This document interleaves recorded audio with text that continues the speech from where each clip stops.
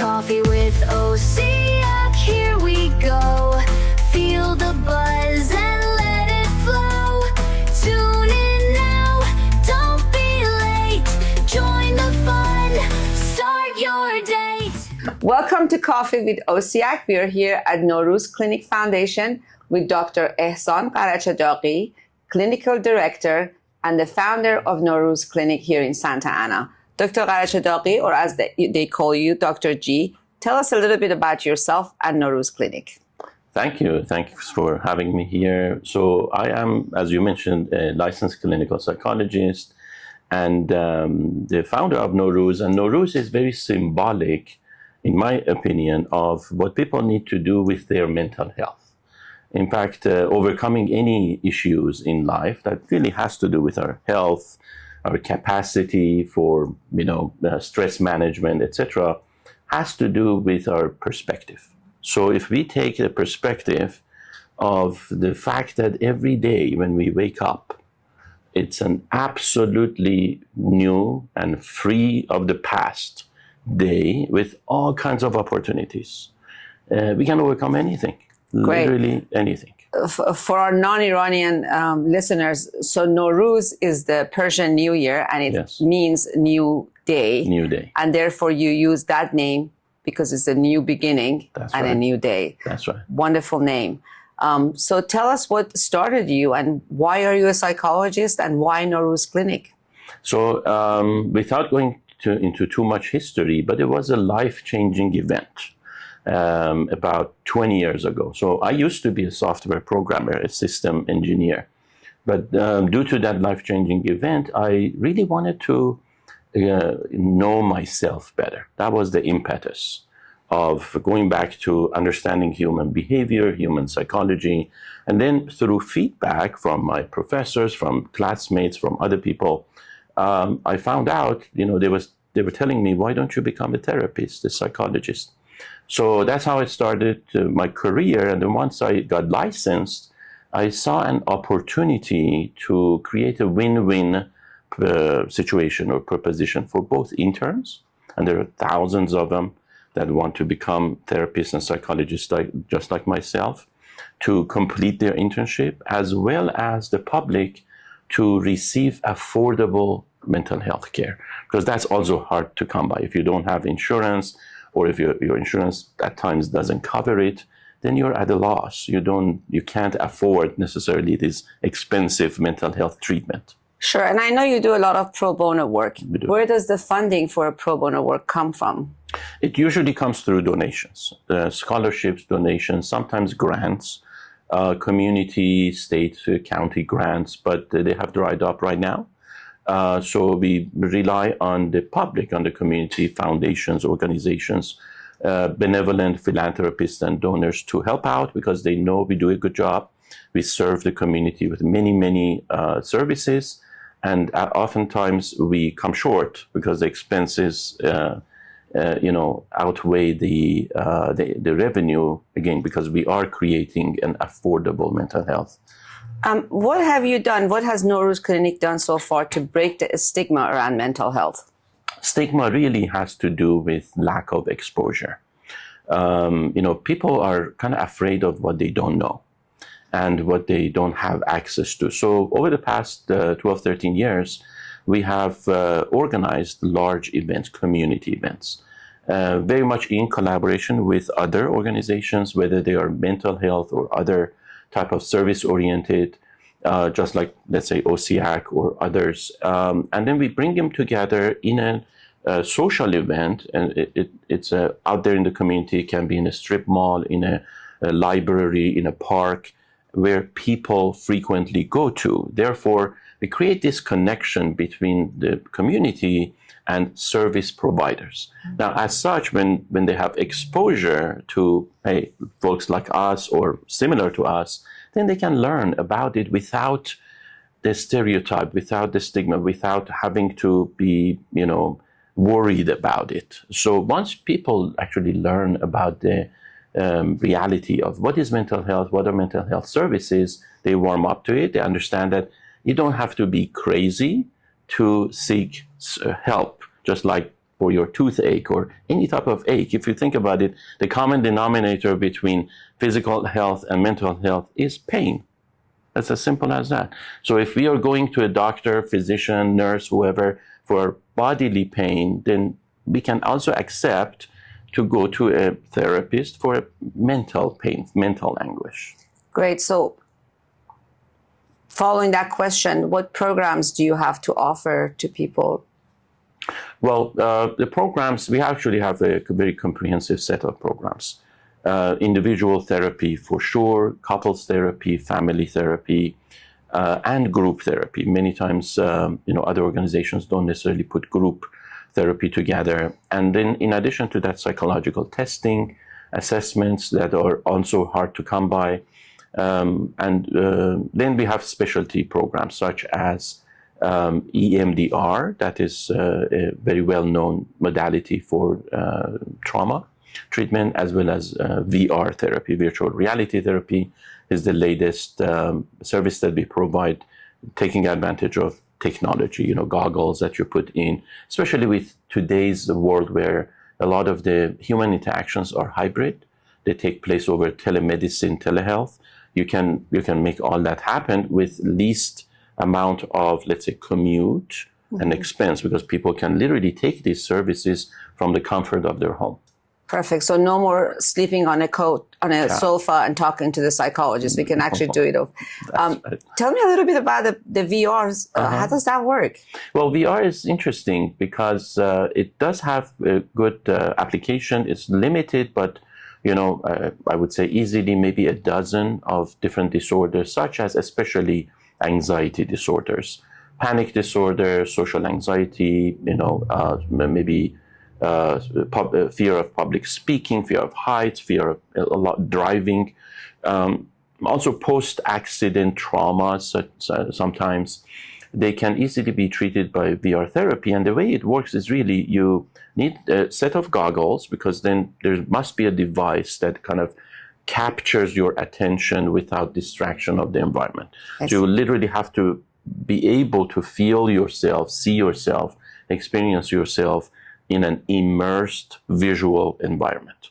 So that's why we use goggles. And they can be used at home, they can be used here. Even if people come to our offices, we would have them carry these or wear these goggles while they're seated, or they can even stand and wear the goggles.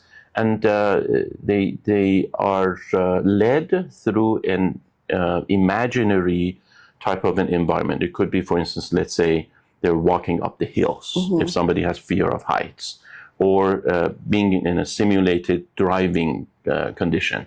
And then we add some stressors while we also help them to ground themselves, to understand that there is danger, but they can overcome the danger. And the mind cannot necessarily differentiate, cleanly, I would say, between a simulated environment and the actual environment.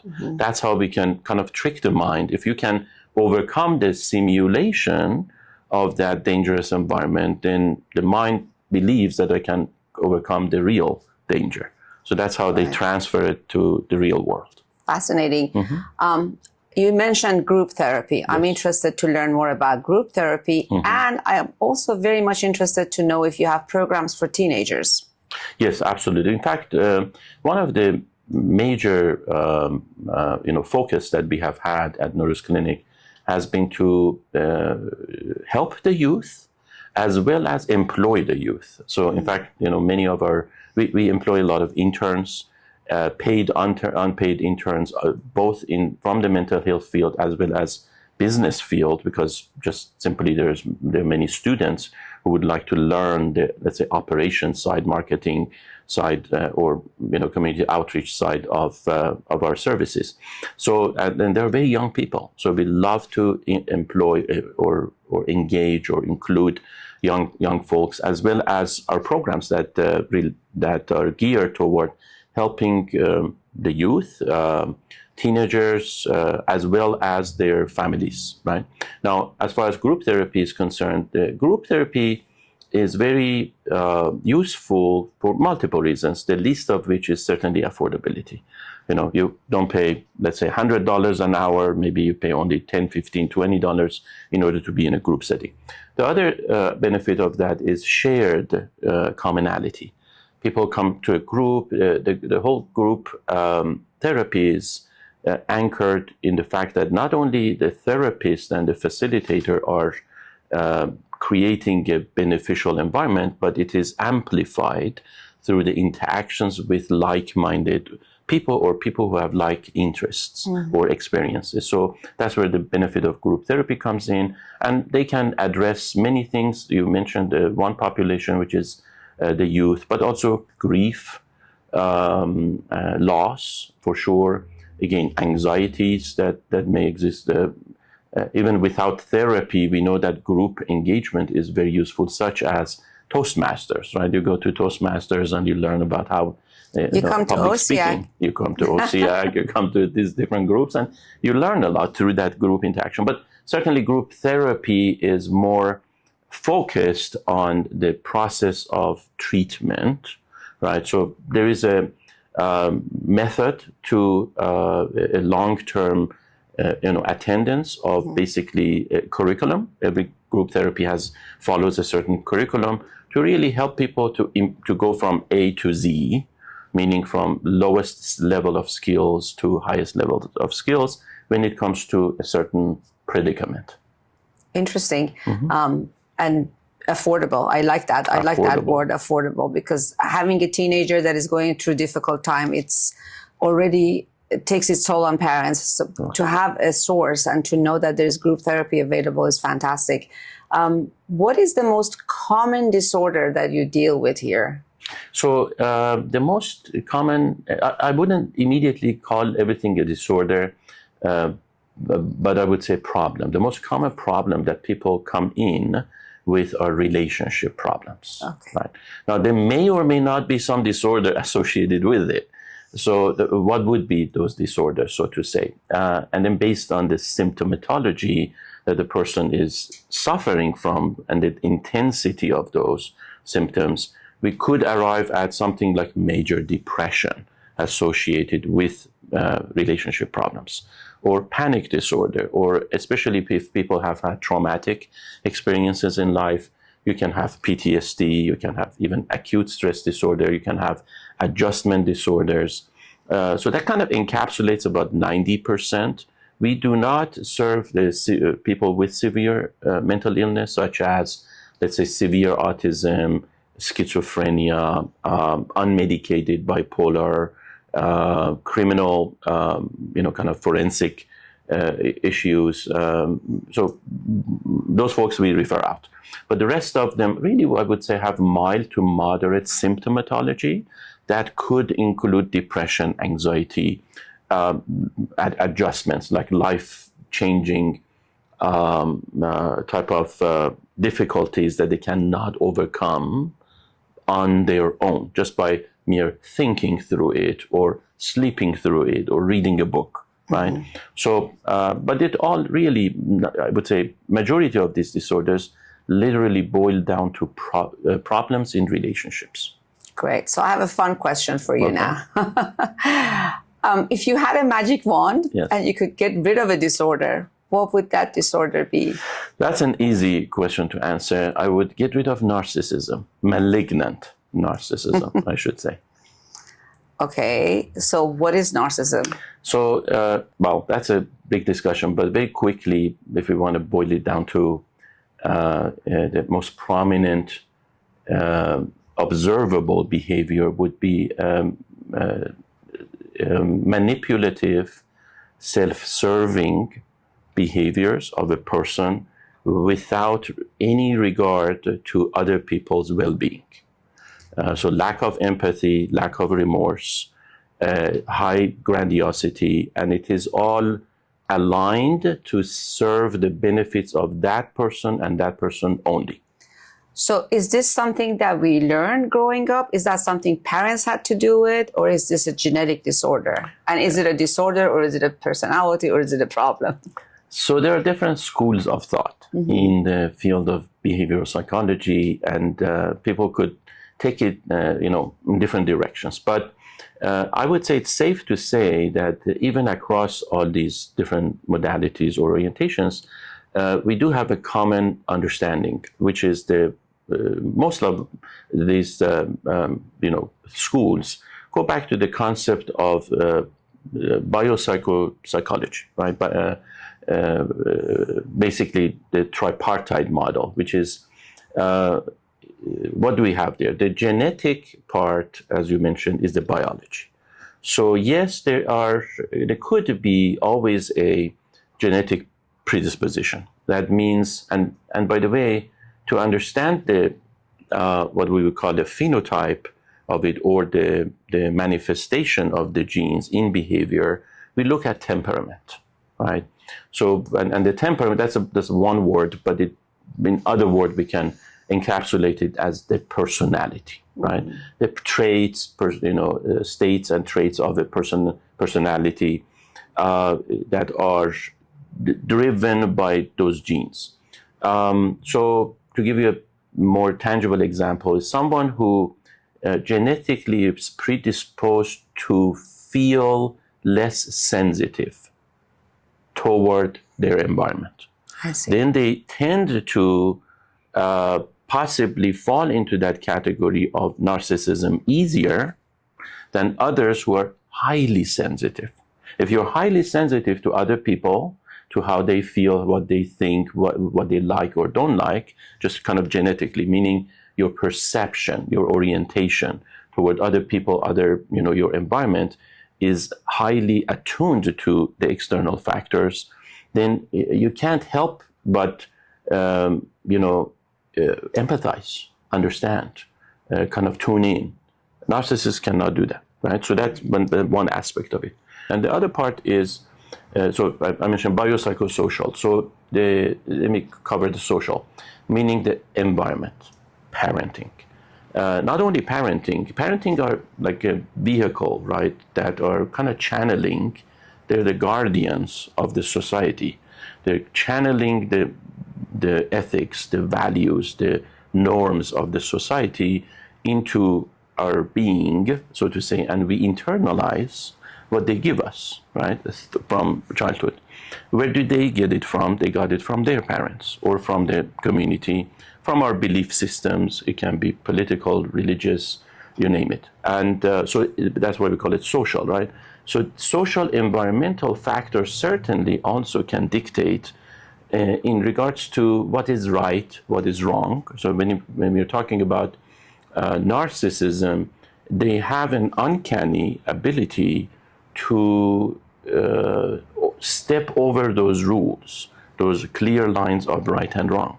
They can easily step over into the wrong and then call it the right, or call it the good thing to do. And that's their manipulative acumen. So by thinking through that, you can see that, okay, well, the environment can have some influence, but it kind of goes against their, if you will, their genetic biological makeup. So what gives in the middle between what comes from outside and what comes from inside is the psychology, meaning the internal mechanism, ultimately reasoning and decision making. So a person generally has free will. Like some people may argue against that, but let's just assume that is a real thing. If you have free will, then you are reasoning and making certain decisions according to only these processes that happen in your brain, in your mind only, right? So that's unique. That's that unique part. It's kind of distinct from what you get from the environment and what you get from your genes, over which you have absolutely no control. So the only area you have some control is that internal, what we would call a working model, and internal way of dealing with things. So, and now, ultimately, that's what we tend to, let's say, address. If somebody comes to therapy, by the way, no narcissist comes to therapy, right? Unless they're incarcerated or something like that, or, at the end of their wits, I would say, or forced into or paid to come, but there's no voluntarily, admission. So, however, if it happens, then that's the only thing we can work on. We can only work on how a person, being a narcissist or not, reasons about their given parameters and how they go about it. And we tend to end up losing that game with narcissists because ultimately they want to call the shots. They don't give a crap about anything, including experts, because they actually see themselves above experts. So my next question is, how would one find out what personality or disorders they have? Is there a testing that they can be taken, or do they necessarily have to come see you? There are tests that are available online, which I would really call them more of a screening instruments, because generally the field of healthcare, especially also mental health, is regulated by the government. So therefore, if a real test is being given, it would need to be under the auspices of a licensed facility or licensed clinician. That would be a solid, valid psychological test, which would not be available online or in general. People wouldn't be able to take it themselves. They would have to go to a facility like ours or a clinician like myself. And there are many tests. Certainly there are personality tests. And when it comes to personality tests, because really the personality tests, I would say, they have really developed and have a greater footing in the industrial organizational psychology, behavioral psychology that has to do with groups, with teams, with, again, industries, versus clinical psychology and forensic psychology. In the clinical and forensic psychology, the tests are, geared toward pathologies. What's wrong with a person, how to fix it, and we are really focusing on these troubling impairments, right? Whereas in the industrial organizational field, with that mainly focuses on personality characteristics, you're not focusing on pathology. You're focusing on characteristics that are aligned with success, right? With productivity, with effectiveness, with efficiency. And those are quite different. So in the realm of personality tests, you definitely have a lot more leeway in regards to, there are many organizations that use personality tests that do not require a psychologist or a licensed facility to administer them. Mainly because even, again, their constructs or construction or their history go way back even before clinical psychology. So they're rooted in very much group characteristics or individual behaviors within organizations and groups. So long story short, there are 5 very prominent personality tests. One of them is called Enneagram, that has a very long history, maybe 1,000 or more years old. Certainly they have all been upgraded and brought up to speed. Another one which is very famous is Myers-Briggs Type Indicator, or MBTI. Another one is called the 5-factor model, or OCIACC, for lack of a better word.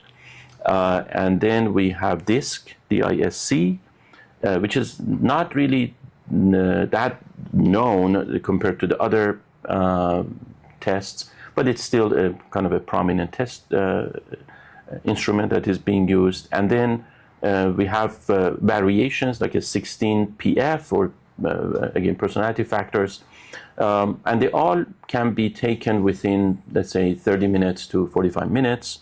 They can be administered at organizational level, or again, if somebody needs to have a comprehensive test, such as they want to test their cognitive abilities, they have questions like, do I have ADHD? Do I have a learning disorder? Do I have Alzheimer's? Do I have neurological or other types of disorders, such as, or even problems, again, not necessarily disorders, such as How about depression? Do I suffer from major depression? Do I need to do something about it? How about other ones that are more complex and may require medication, such as bipolar, right? Or again, schizoaffective schizophrenia, autism, and so on. Then there are, outside of the industrial organizational psychology, within the clinical psychology, more instruments that can provide a very, very comprehensive kind of a profile. So you mentioned testing being done by large corporations, by their HR for employment. Is there anything, since OCIACC serves small businesses, is there anything small business owners can do in order to have access to a screening process, probably? Sure. I would say not just screening process, but there are two services small businesses can benefit from. One certainly would be, as far as the screening, sure, for recruitment, and not only, kind of pre-hiring, but even post-hiring. There are a combination of these, team-oriented, like performance-oriented tests that can serve the whole team, improve their communication, collaboration, efficiency, effectiveness, by simply learning about the human behavior themselves and others. So basically, these tests can come into small business and provide a kind of shed light on blind spots that they have never seen before. And that can just immensely accelerate their, like I say, efficiency and effectiveness. The other thing would be simply stress management, I would say. Stress management to support groups. We do serve, legal field attorneys and even also the nursing field with support specialists, nurses, etc., who, they do benefit from this sporadic, maybe once a week, maybe every other week, type of a support group that we provide, where again, they come in, meet like-minded people, and they get some support from professionals like myself, who are there to help them with some tools. If you're struggling with certain aspects of your work, life, relationship, and it's overwhelming you, there's always a solution. You did help OCIACC back in 2022 when we were all suffering from PTSD after the Iranian movement of women, life, freedom, and we had a session, and that was the reality. Everybody had so much bundled up, and you really brought it out, and we all talked about it, and I think it helped majority of us to come out of that session feeling a little bit better. Exactly. So there's a testimonial for Norooz Clinic and Dr. G's work. I did have a fun question, and you turned into this really heavy conversation about narcissism. So now I want a fun question to be asked again, and that is, what is the funniest story you can tell us about a patient interaction or a situation that you had here at Norooz? The funniest story, we usually don't have funny stories. We have breakthroughs, those are emotional stories. But funniest story, let me think if there was a funny one. I would say a mistaken identity. Mistaken identity, meaning we have had it actually a couple of times, not just one time. I don't know why it occurs, but we have had clients come in here thinking they have been here before. Okay.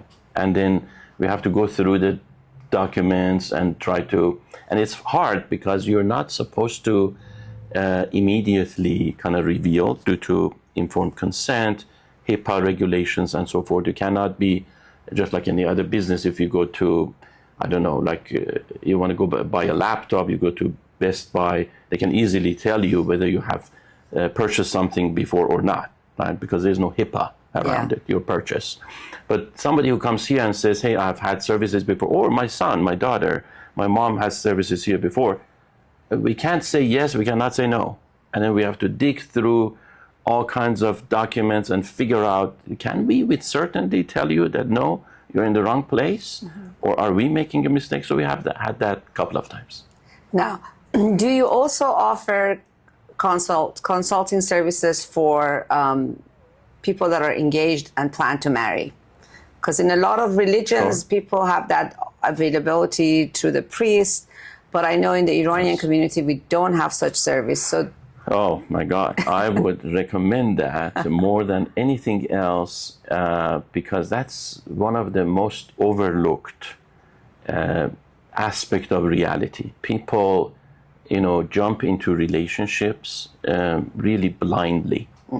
They have no clue what they're up against, and they just make that decision very much emotionally, right? We all do that. And yes, absolutely, I would recommend that, especially because my main specialty is couple and sex therapy. okay. So not only do I, help with supervision, training, and every other disorder under the sun, but for 16 years now, I have honed my skills in terms of couple therapy, sex therapy, and I've helped more than 300 couples. Are they still married? Most of them, most of them. But the ones, and that's the funny thing, that's the part that our goal when we do couple therapy is we tell them right away, we cannot guarantee you stay together. But through this type of couple therapy we do here, which is a little bit different than the general, standard, is that you grow, you learn, you transform yourself. And that's really true freedom, meaning both people consciously choose to stay together or amicably separate instead of the nasty divorces that exist where everybody hurts, right. especially the kids, right, or family members, and on top of the couple themselves. And it is so costly. So that's what we do, and yeah, out of the So 300, what is the pre-marriage consulting sessions? How many sessions does one have to come? I would say for pre-marriage consulting, you really don't need that many, but I would say 6 to 12 Great. sessions. I can talk to you all day. I have a lot of issues that I need to discuss with you, so We'll we're do going to that. get off the camera. Off camera. Thank you so much for being our guest at Coffee with OCIACC today. We look forward to having you more. Thank you. If anyone wants to donate, they can Yes. go to Norooz Clinic Foundation Absolutely. and make a donation online. Yes, that would be great. Thanks for having me. This was a pleasure. Thank and yeah, you. NoroozClinic.com, and you find your way to donation. Perfect. Thank you.